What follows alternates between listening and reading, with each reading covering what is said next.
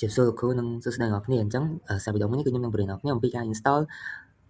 Ubuntu server Linux នៅលើ Oracle Winbox Manager អញ្ចឹងដូចអ្នកនរគ្នាឃើញអញ្ចឹងខ្ញុំដោយសារខ្ញុំមាន file ដែលខ្ញុំបាន install សពមកហើយអញ្ចឹងអ្នកនរគ្នាត្រូវមាន iOS image មួយអញ្ចឹងខ្ញុំបាន install ចេញពី internet មកអញ្ចឹងយើងដាក់វាចូលទៅក្នុង Winbox ហ្នឹងដែលយើងបាន download រួចហ្នឹងហើយយើងដកកន្លែង text process ហ្នឹងចេញតមកទៀតយើងទៅ increase base memory របស់វាអញ្ចឹងកន្លែងហ្នឹងអាស្រ័យលើយើងដាក់ដែរហើយអាស្រ័យលើចំនួន RAM របស់កុំព្យូទ័រយើងដែរអញ្ចឹងខ្ញុំដាក់ខ្សែកត់ 96 MB ហើយសម្រាប់ CPU ខ្ញុំដាក់ចំនួន2ហើយនិង disk ខ្ញុំដាក់56 GB អញ្ចឹងបន្តមកទៀតខ្ញុំចុច next ហើយ finish ចប់អញ្ចឹងឥឡូវខ្ញុំទទួលបាន Ubuntu server មួយអញ្ចឹងឥឡូវខ្ញុំ start open Ubuntu server មួយហ្នឹងអូខេអញ្ចឹងវារៀងមានការចាំបន្តិចបន្តួចបន្តមកទៀតអ្នកនរគ្នានឹងឃើញនៅផ្ទាំងខ្មៅមួយដែលវា load មកខាងលើហ្នឹងហើយអ្នកនរគ្នាទុកវាចោលទៅរហូតតទៅវាដើរឲ្យចប់ process របស់វាបន្តមកទៀតយើងមើលទៅឃើញវាបន្តមកទៀតវាមាន load ពាក្យ connecting អញ្ចឹងអ្នកនរគ្នាចាំរហូតតទៅវាបញ្ចប់ដំណើរការ process របស់វាសិនវាអាចយូរជាងជាក់ស្ដែងដោយសារក្នុងនេះខ្ញុំដាក់កាត់ខ្លះហើយបន្តមកទៀតដល់ពេលយើងរើស language អញ្ចឹងយើងរើសជាភាសាអង់គ្លេស enter ទៅបន្តមកទៀតយើងរើស done ហ្នឹងនៅខាងក្រោមនេះហើយយើង enter ម្ដងទៀតទៅអូខេបន្តមកទៀតវានឹងដំណើរការទៅលើ location របស់វាអញ្ចឹងយើងរងចាំរហូតតទៅវាជោគជ័យ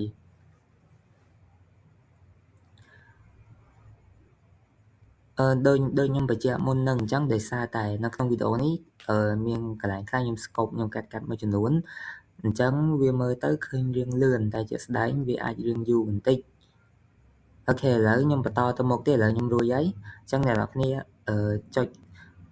keyboard របស់យើងទៅយើងមករកកន្លែងពាក្យ done នេះនៅខាងក្រោមនេះហើយ enter មួយទៅតទៅមុខ enter មួយទៀតតមកយើងយក continue ហើយកន្លែងនេះគឺកន្លែងសំខាន់ដែលយើងដាក់ឈ្មោះ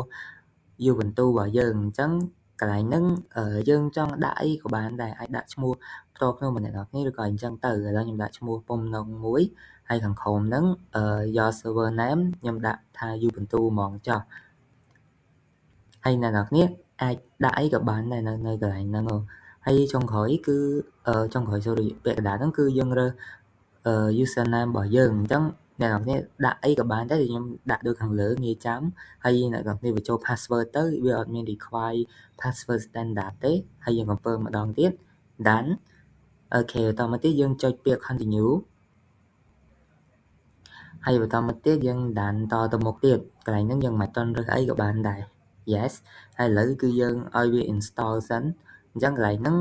រៀងយូរបន្តិចដែរតែនេះសារខ្ញុំកាត់អូខេហើយបន្តមកទៀតអ្នកទាំងអស់គ្នារើស reboot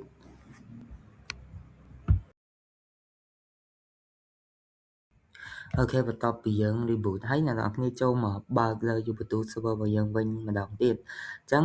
ពេលដែលបើកមកអ្នកទាំងអស់គ្នានឹងឃើញវា run terminal មួយអាហ្នឹងយើងមិនប៉ះពាល់វាយើងទុកវា run ដល់ចប់ទៅប្រហែលជាកន្លះវិនាទីឬក៏អាចយូរជាងនឹងតិចតួចអូខេឥឡូវចេញមកហើយអញ្ចឹងទី1វា require យើង log in អញ្ចឹងកន្លែងហ្នឹងគឺងាយឯងយើងគ្រាន់តែវាយឈ្មោះរបស់យើងដែលយើងបានដាក់នៅមុនហ្នឹងអញ្ចឹងខ្ញុំដាក់ឈ្មោះពុំនងហើយខ្ញុំវាយបញ្ចូល password របស់ខ្ញុំនៅក្នុងហ្នឹងអញ្ចឹងបន្ទាប់ពីយើងវាបញ្ចូល password របស់យើងរួចហើយវានឹងចាញ់ផ្ទាំង load មកអញ្ចឹងបានន័យថាយើងបាន log in រួចហើយដូចអ្នកគ្នាឃើញអញ្ចឹងវាមានពាក្យថាពុំនង Ubuntu .2 ហើយដុល្លារអញ្ចឹងបានតែយើងបាន log in ចូលមកក្នុង Ubuntu server របស់យើងបានជោគជ័យហើយអូខេអញ្ចឹងវីដេអូរបស់ខ្ញុំមានតែប៉ុណ្្នឹងទេអរគុណច្រើនអ្នកនរគ្នាសម្រាប់ការទស្សនាការ install Ubuntu server នៅលើ Winbox Thank you Hello everyone អូខេ so វីដេអូមួយនេះគឺជាវីដេអូដែល share អំពីការប្រើប្រាស់នៅ comment របស់ Linux ដែលជា basic comment មួយចំនួនទូច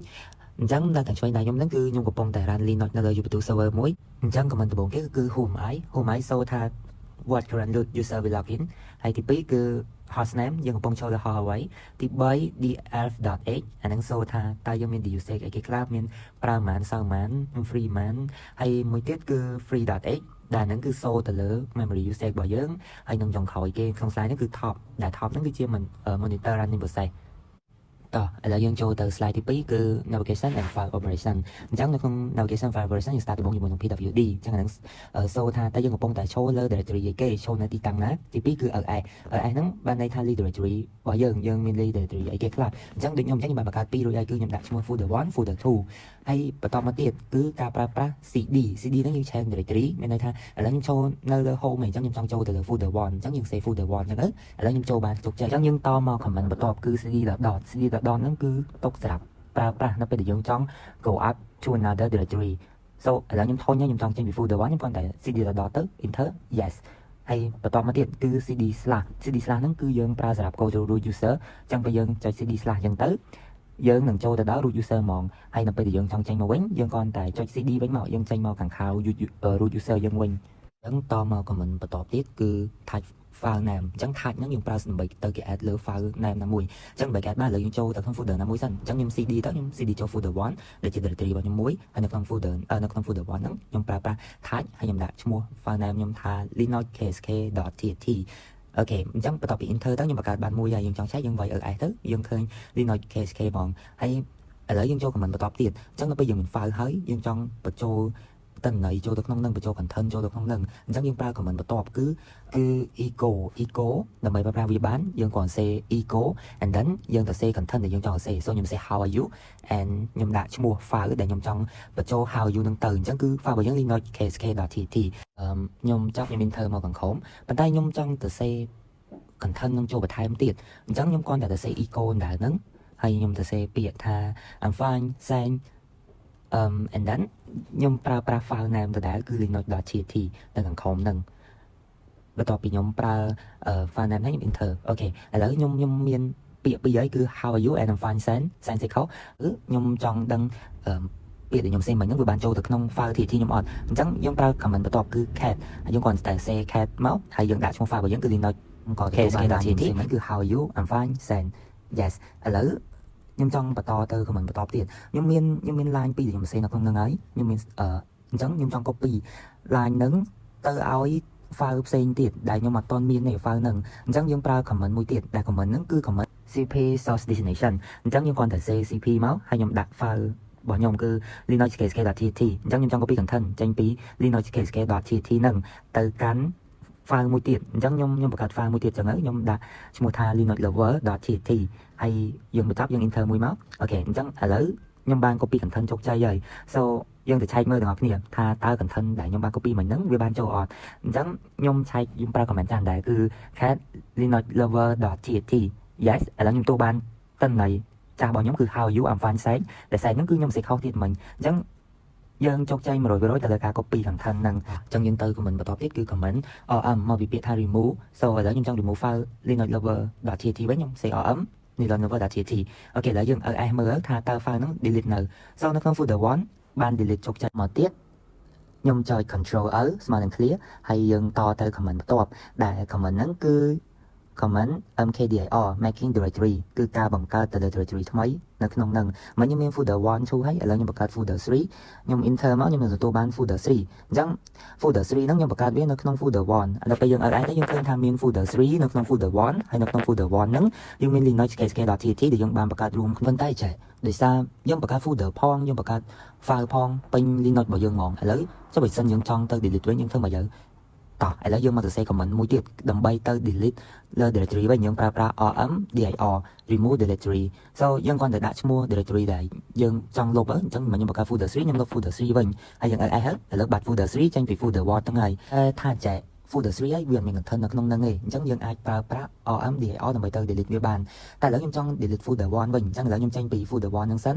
ហើយខ្ញុំមក delete វាវិញដល់យើងប្រើប្រាស់នៅ comment ស្តៀងគ្នាជាមួយនឹង comment remove ខាងលើដែរគ្រាន់តែយើងដូរដាក់ rm.clear សញ្ញា tray មួយមក or ហើយយើងដាក់នៅឈ្មោះ folder ឬក៏ directory ដែលខ្ញុំចង់ delete ឥឡូវខ្ញុំប្រើអាហ្នឹងខ្ញុំឆែកឲ្យ មើលយ៉ាឥឡូវខ្ញុំជោគជ័យហើយខ្ញុំបាន remove folder 1ចេញហើយដែល folder 1ហ្នឹងមាន content នៅក្នុងហ្នឹងអញ្ចឹងបន្តមកទៀតដែលខ្ញុំនៅសល់ហ្នឹងខ្ញុំនៅសល់តែ folder 2ឯងចូល slide ថ្មីមួយទៀតពាក់ព័ន្ធមួយនឹងការប្រើប្រាស់ sudo អូខេ so យើង start ដំបូងជាមួយនឹង sudo apt update អញ្ចឹងសម្រាប់ comment ហ្នឹងគឺជា comment ដែលយើងគួរតែប្រើប្រាស់នៅពេលដែលយើង open លើ Linux មកអញ្ចឹងយើង update វាទៅ sudo apt update មកវា require password របស់យើងខកឲ្យ password ទៅយើងនឹង update ទៅលើ Ubuntu server របស់យើងហ្នឹងទី2នេះគឺ sudo apt install pkg មានន័យថា install package អញ្ចឹងយើងគ្រាន់តែទៅសេ comment នឹងឲ្យ enter វានឹងទៅ install package ឲ្យយើងដែលយើងមាន package នឹងហ្មងវា install យើងហ្មងហើយ comment ចុងក្រោយគឺយើងទៅ remove package ដែលយើងចង់ remove វិញអញ្ចឹងយើងគ្រាន់តែ save ប៉ុណ្ណឹងចប់ដូចគ្នាអញ្ចឹងសម្រាប់ចុងក្រោយខ្ញុំបាន show ឲ្យយើងឆ្លងមក slide បន្ទាប់ពាក់ព័ន្ធមួយនឹង search and filter នៅក្នុងហ្នឹងខ្ញុំនៅសល់ directory មួយគឺ folder 2ហើយនៅក្នុង folder 2ហ្នឹងខ្ញុំបានបង្កើត linux.gt មួយហើយក្នុង linux ហ្នឹងខ្ញុំបាន echo ដាក់ line មួយថា hello how are you so ឥឡូវខ្ញុំមក start នៅ comment ថ្មីដែល comment ដំបូងហ្នឹងគឺ grab pattern ហើយយើងដាក់ file name ហ្មងអញ្ចឹង grab pattern ហ្នឹងគឺដើម្បីទៅ search មើលពាក្យដែលយើងចង់បានឥឡូវខ្ញុំសរសេរថា grab u linux.gt បានន័យថាខ្ញុំចង់ទៅរកមើលតើមានពាក្យ u អត់នៅក្នុង file linux ហ្នឹងអញ្ចឹងអាកន្លែងពណ៌ក្រហមហ្នឹងបានន័យ yes មាន u ទៀតគឺយើងប្រើ comment wc so wc វាជា comment មួយដែលទៅ count នៅចំនួន line ចំនួន word ហើយនិងចំនួនព្យាង្គ so យើងគាត់ប្រើ wc ហើយដាក់ឈ្មោះ file របស់យើងមក linux.gt អញ្ចឹងនៅក្នុងហ្នឹងខ្ញុំមាន1 line មាន4ពាក្យហើយនិង19ព្យាង្គនៅសល់នៅក្នុងហ្នឹងអូខេ so ឥឡូវយើងតទៅមួយទៀតគឺ sort ការប្រើប្រាស់ sort comment ហ្នឹងគឺដើម្បីទៅ sort លើពាក្យពេចន៍ទៅលើលេខរៀងនៅក្នុង file របស់យើងមិនតែសារ linux.gt របស់យើងវាមានតែ hello how are you អញ្ចឹងអត់មានអី sort ទេនៅក្នុងហ្នឹងអញ្ចឹងមានតែប៉ុណ្្នឹងឯងសម្រាប់ slide មួយនេះឥឡូវយើង start ទៅ slide បន្ទាប់ទាំងអស់គ្នាក្រោយហ្នឹងគឺខ្ញុំមាន2 comment ដែល comment ទី1ហ្នឹងគឺយើងរៀន ping ទៅកាន់ google.com អញ្ចឹងយើង ping IP address របស់យើងទៅ google.com ដើម្បីដឹងថាតើយើង ping នឹង success អត់ឥឡូវខ្ញុំ ping ទៅ yes ឃើញថាវា success ហើយយើងបាន receive នៅព័ត៌មានចេញពី Google មកហើយចុងក្រោយនៅក្នុងវីដេអូហ្នឹងគឺ comment IP ADDR ឬក៏មកពីពាក្យថា IP address ដើម្បីសូនៅ IP address របស់យើងអូខេយើងគ្រាន់តែវាយឲ្យ enter មកវានឹងសូនៅ IP address របស់យើងតែហ្មងអញ្ចឹងសម្រាប់ហ្នឹងវីដេអូរបស់ខ្ញុំទៅលើការ share basic comment របស់ Linux មានតែប៉ុណ្្នឹងទេអរគុណច្រើនអ្នកនរគ្នាសម្រាប់ការទស្សនាអរគុណសួស្តីអ្នកនរគ្នាអញ្ចឹងថ្ងៃនេះខ្ញុំសូមអំពីការ install SSH នៅលើ Linux server អញ្ចឹងជាដំបូងខ្ញុំគ្រាន់តែវាយ comment sudo apt update and 2 ដងទៅហើយ sudo apt install SSH server ហើយយើង enter ទៅយើងនឹងទទួលបាននៅ SSH មួយចូលមកក្នុងកុំព្យូទ័ររបស់យើងនៅពេលដែលវា run ទៅ complete បន្ទាប់ពីវា run ហើយ yes អ្នកនរគ្នានឹងទទួលបាននៅពាក្យ encode នេះយើងវាយ yes ទៅគឺជោគជ័យតទៅទៀតយើងប្រើ comment sudo systemcrt enable SSH ដើម្បីទៅ enable វានៅក្នុង system របស់យើងបន្ទាប់ពីយើង enable ហើយឥឡូវខ្ញុំវាយ IPA នៅលើ Linux server របស់ខ្ញុំហើយខ្ញុំទទួលបាននៅ IP address របស់ខ្ញុំតោះមកខ្ញុំបើក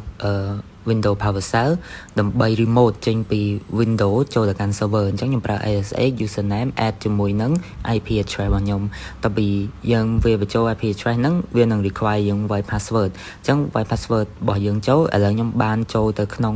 server Linux របស់ខ្ញុំហើយខ្ញុំតេស្តមើលមួយគឺខ្ញុំចូលទៅកាន់ folder 2ហើយខ្ញុំនឹងគេ add file មួយដាក់ឈ្មោះថា linux ksk .txt អញ្ចឹងបន្ទាប់ពីខ្ញុំបានបង្កើត file នឹងហើយខ្ញុំអាចមកតេស្តនៅលើ server របស់ខ្ញុំវិញថាតើការ remote របស់ខ្ញុំមិញបានជោគជ័យអត់ឥឡូវនៅលើ Linux យើងវាយ ls ដើម្បីទៅរកមើលតើ file txt មិញបានបង្កើតជោគជ័យអត់អញ្ចឹងឥឡូវខ្ញុំឃើញហើយប្រសិនបើយើងចាប់ប៉ុណ្ណឹងអរគុណច្រើនជាសួរលោកគ្រូនិងសួស្តីអ្នកនរគ្នាចឹងឥឡូវខ្ញុំនឹងប្រើប្រាស់នៅ comment មួយចំនួនដើម្បីទៅត្រួតពិនិត្យមើលលើ hardware និង system control របស់ Linux Ubuntu របស់យើង so ខាងស្ដាំដៃរបស់ខ្ញុំហ្នឹងគឺខ្ញុំបាន SSH ចូលមកកាន់តាមរយៈ PowerShell ដើម្បីសួរអ្នកនរគ្នាអញ្ចឹងទី1យើងនឹងចាប់ផ្ដើមជាមួយនឹង comment LSCPU so LSCPU ហ្នឹងគឺជា comment មួយដែលនឹងបង្ហាញពី CPU structure core head model និង name របស់វាអញ្ចឹងដូចអ្នកនរគ្នាឃើញអញ្ចឹងយើងមាន model name គឺ12 generation Intel core យើងមាន CPU family យើងមាន model មាន thread យើងមានខាងក្រោមនេះទៀតមានទាំង visualize មានទាំងអីសូមបញ្ចប់ទាំងអស់ហ្នឹងមកអញ្ចឹងចូលដល់ command ទី2គឺការប្រើប្រាស់ top ឬក៏ htop so top ឬ htop ហ្នឹងគឺយើងប្រើប្រាស់ដើម្បីបង្ហាញនៅ real time CPU usage អញ្ចឹងដូចអ្នកនរគ្នាឃើញអញ្ចឹងអាទាំងអស់នេះគឺជា process ដែលកំពុងតែ run ហើយយើងមាននៅ PR មាន NI និងមាន CPU មានភាគរយ memory ជាដើមដែលវាបង្ហាញជា real time ហ្មងយើងកំពុងតែប្រើប្រាស់ឯគេខាងក្រោមបន្ទាប់ទៀតគឺខ្ញុំនឹងប្រើប្រាស់នៅ comment free.h so free.h ហ្នឹងគឺវានឹងបង្ហាញនៅ RAM usage ជា human readable ដែលនឹង show យើង so ដូចនេះអញ្ចឹងខ្ញុំមាន memory 3.8 GB ហើយខ្ញុំទៅប្រើអស់431 MB ទេ so ខ្ញុំនៅសល់ free ចំនួន 3.3G ហើយខ្ញុំមាន share ប៉ុណ្ណេះអញ្ចឹងទៅអញ្ចឹងវាមានច្រើនហើយបន្តមកខាងមុខមួយទៀតគឺខ្ញុំប្រើប្រាស់នៅ df.h so df.h ហ្នឹងគឺ show ទៅលើ disk space usage for partition ទាំងអស់ហ្មងអញ្ចឹងដូចអ្នកនរគ្នាឃើញ ខ្ញុំមានសាយ392មេខ្ញុំទៅប្រើប៉ុណ្ណេះទេហើយមានភាគរយខ្ញុំទៅប្រើ1%ទេហើយខ្ញុំតមក comment មួយទៀតគឺ LSBLSK LSBLK so អាហ្នឹងគឺវាសូនៅ block divide និង partition ជា tree structure វាខុសគ្នាពីឥឡូវអានេះវាសូជាប្រភេទជា tree structure អញ្ចឹងមាន SDA មាន SDA1 មានអីចឹងទៅបន្តមក comment មួយទៀតគឺពាក់ព័ន្ធមួយនឹង network and GPU information អញ្ចឹងពីមុនខ្ញុំធ្លាប់បានបង្ហាញនៅ network A ដែលវានឹងបង្ហាញនៅ email network address របស់យើងអញ្ចឹងខ្ញុំមានព័ត៌មានខាងក្រោមនេះយើងមាន link យើងមានinet 192.168.56.101 អញ្ចឹងទៅ so ថ្ងៃនេះខ្ញុំនឹងបង្ហាញមួយទៀតគឺ IP ADDR មកវាពាក្យថា IP address អាហ្នឹងគឺសូនៅព័ត៌មានដូចគ្នាហ្មងអត់មានខុសគ្នាទេអូខេបន្តមកខាងមុខទៀតគឺខ្ញុំនឹងបង្ហាញអ្នកនរគ្នាពីsudo lsh lshw so sudo មួយហ្នឹងពេលដែលយើងរ៉ានហើយវានឹងបង្ហាញអំពីព័ត៌មានរបស់ hardware របស់យើងហ្មង sudo lshw អូខេនេះអញ្ចឹងមានព័ត៌មានច្រើនមែនទែនមកតាំងពីលើហ្មងអញ្ចឹងយើងមាន Ubuntu មាន description គឺ run នៅលើ computer production របស់ខ្ញុំគឺ VisualBox មាន version មាន core មានអីណានៃមានមកច្រើនទៀតមាន memory មាននៅ Chrome នេះទាំងអស់ទៀត so ច្រើននៅក្នុងហ្នឹងច្រើនមែនទែនហើយបន្តមកទៀតគឺការមើលទៅលើ percent management so ទីមួយគឺខ្ញុំបង្ហាញអំពី PSU AUX អាហ្នឹងគឺវាបង្ហាញនៅ running process ទាំងអស់របស់យើង so ឥឡូវនេះខ្ញុំមាន process ច្រើនមែនទែនតាម PID នេះហើយមានCPU របស់ខ្ញុំកំពុងតែ running ខ្ញុំឃើញមាន memory មានអីចឹងទៅប៉ុន្តែដោយសារនេះឃើញទាំងអស់នេះមានតម្ដងខោបហ្នឹងមាន 0.001 អញ្ចឹងអាហ្នឹងគឺសិតតែជា process របស់ខ្ញុំទាំងអស់ប៉ុន្តែឥឡូវឧទាហរណ៍បើសិនខ្ញុំចង់ឲ្យ process ហ្នឹងឈប់ខ្ញុំអាចប្រើនៅអា3នេះគឺ clear PID យើង clear process ហ្នឹងតាម PID ឬក៏យើង clear.9 ហើយនឹងដាក់លេខ PID អាហ្នឹងគឺយើងទៅ fork យើងទៅបង្ខំវា kill ហ្មងហើយយ៉ាងហោចគឺយើង kill ឲ្យតាម process name អញ្ចឹងឥឡូវខ្ញុំសាក kill មួយគឺខ្ញុំប្រើទី1kill ហើយយើងដាក់លេខ PID ទៅ1249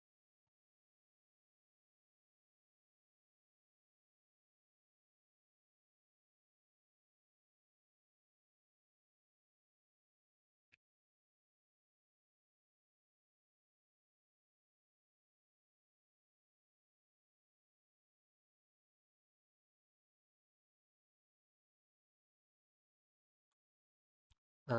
ញ្ចឹងដោយសារខាងលើមិញខ្ញុំ clear អត់ទៅទេ operation not permit ហើយមកខាងក្រោមហ្នឹងខ្ញុំ clear ម្ដងទៀតខ្ញុំដាក់ clear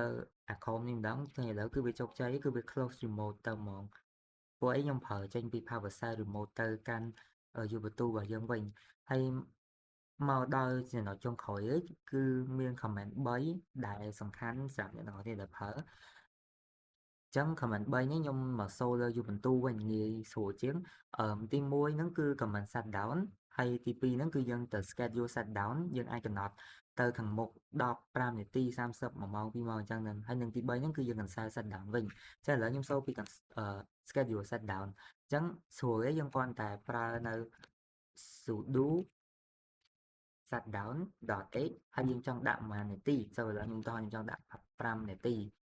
enter អូខេ so system របស់ខ្ញុំនឹងបတ်នៅក្នុងរយៈពេល5នាទីខាងមុខទៀតប៉ុន្តែឥឡូវខ្ញុំដូរចិត្តខ្ញុំចង់ cancel វាចោលវិញ so ខ្ញុំគ្រាន់តែ say sudo cancel.c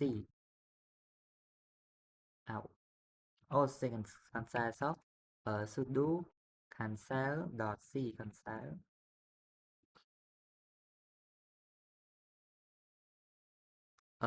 បន្តមកទៀតហ្នឹងគឺយើងប្រើប្រាស់នៅអូខេហើយបន្តមកទៀតហ្នឹងគឺយើងប្រើប្រាស់នៅ comment cancel វាវិញអញ្ចឹងយើងគ្រាន់តែសរសេរនៅពាក្យcomment sudo shutdown.c enter ឥឡូវ system shutdown របស់យើងបាន cancel ហ្មងហើយមកដល់ចំណុចចុងក្រោយគឺយើងទៅ cancel យើងទៅ shutdown ភ្លាមហ្មងគឺយើងប្រើប្រាស់នៅ sudo shutdown now អញ្ចឹងអ្នកទាំងអស់គ្នាគ្រាន់តែវាយនៅពាក្យ sudo shutdown now អូ sudo shutdown now ok ឥឡូវបិទចឹងឥឡូវពីរបស់ខ្ញុំគឺមានតែប៉ុណ្្នឹងទេសម្រាប់សូ comment នៅថ្ងៃហ្នឹងគឺចប់ត្រឹមការ shut down ជាមួយនឹងយកបន្ទូរបស់យើងចឹងអរគុណច្រើនសម្រាប់ការទស្សនាអរគុណ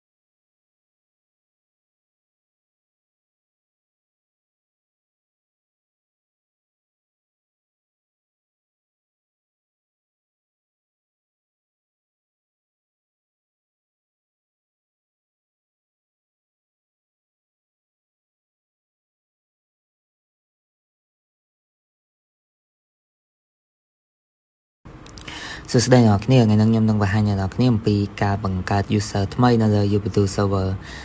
អញ្ចឹងជាដំបូងមុននឹងយើងចូលទៅដល់ការបង្កើត user ថ្មីគឺយើងមកវាយ comment ចាស់របស់យើងគឺ who am I ដើម្បីដឹងថាឥឡូវខ្ញុំកំពុងតែនៅលើឈ្មោះ user អីគេ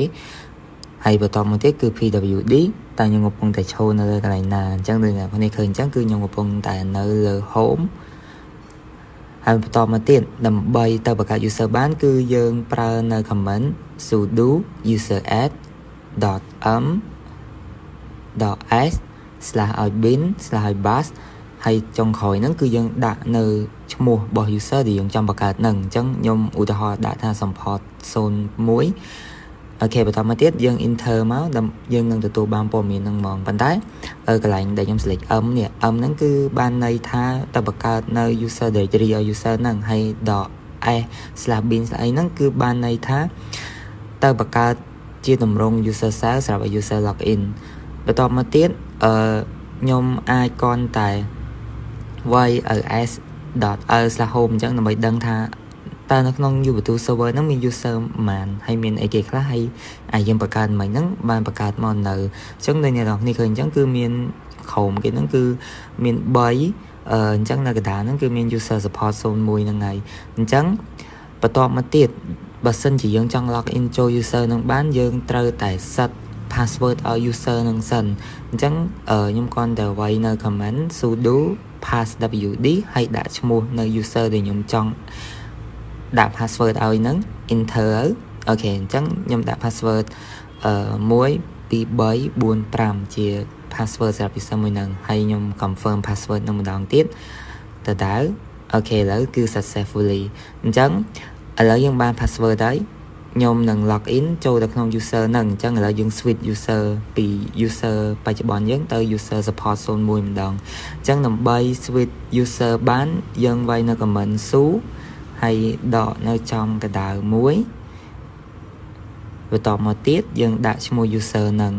អូខេ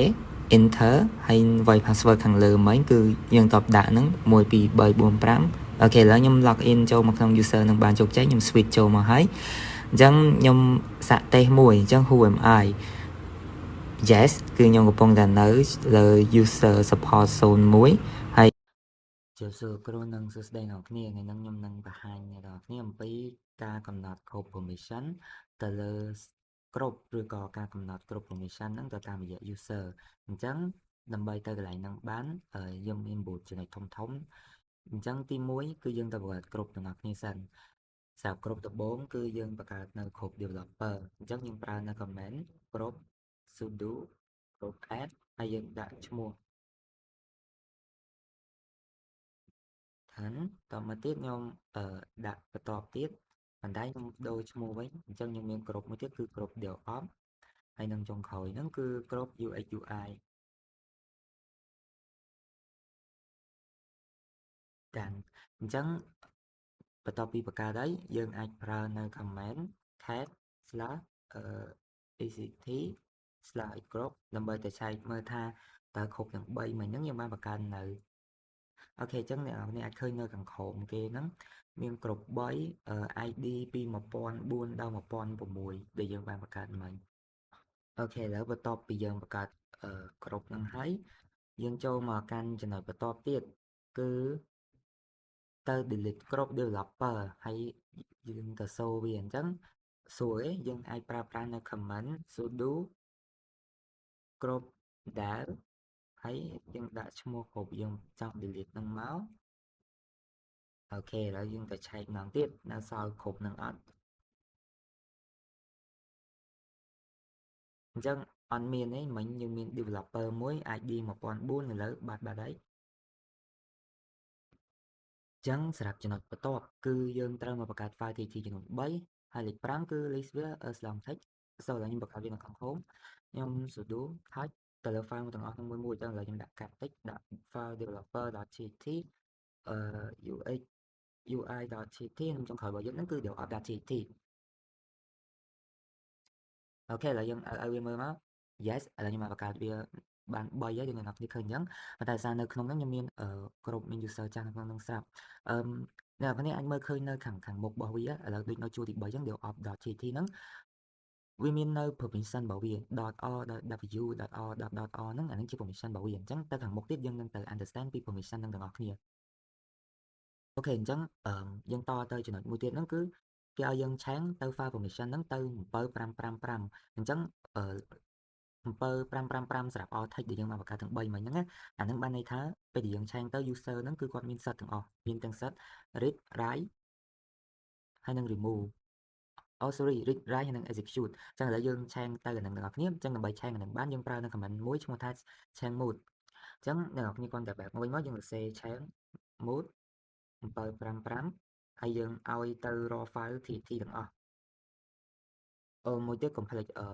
sudo នៅពីមុខមួយផងអូខេឥឡូវ enter អញ្ចឹងយើងអាចទៅមើលម្ដងទៀតថាតើ raw file txt របស់យើងមិញហ្នឹងវាបានឆែកទៅដូរលក្ខខណ្ឌផ្សេងនៅឥឡូវយើងអាចមើលអញ្ចឹងម្ដងយើងមើលតែ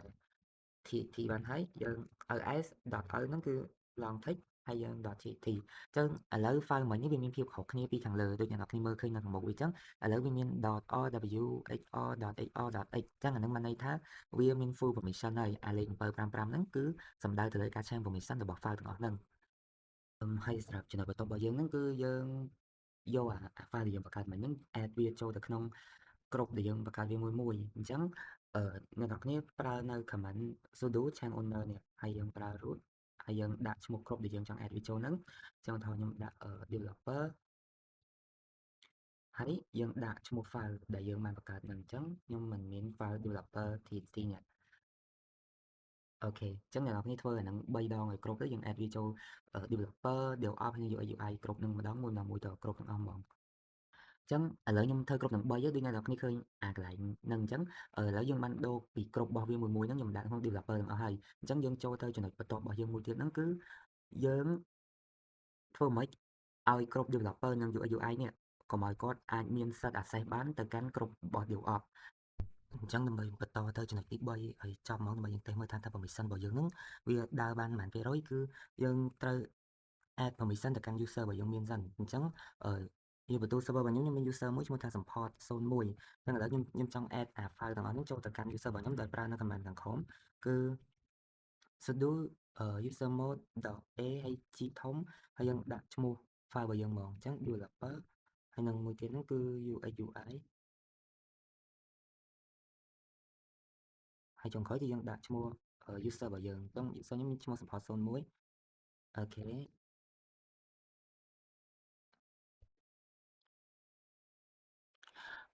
អូខេបន្តមកទៀតឥឡូវយើងដល់វគ្គយើងមកតេស្ត clarify មើលថាតើអីដែលយើងបាន set permission នៅខាងមុខហ្នឹងវាចុះចៃអត់ so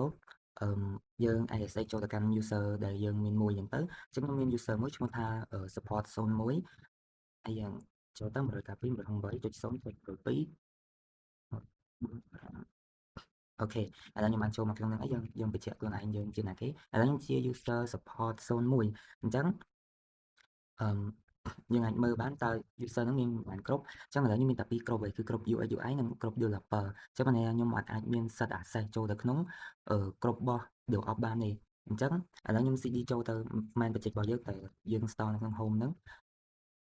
អូខេឥឡូវយើងអាច check មើលបាននេះដូចអ្នកនរគ្នាឃើញអញ្ចឹងនៅក្នុង home ហ្នឹងយើងមាននៅ DevOps project របស់យើងមួយនេះ DevOps.tt នេះអញ្ចឹងបើសិនជាខ្ញុំសាក cat ចូលមើល DevOps ហ្នឹង .tt គឺយើងចូលអត់បានទេ permission deny ដោយសារមិញយើងអត់បាន allow ឲ្យវាយើងបិទ allow វានៅត្រង់កន្លែងនេះអ្នកនរគ្នាមើលឃើញកន្លែងនេះមានភាពខុសគ្នាល្បែងខាងលើនៅខាងក្រោម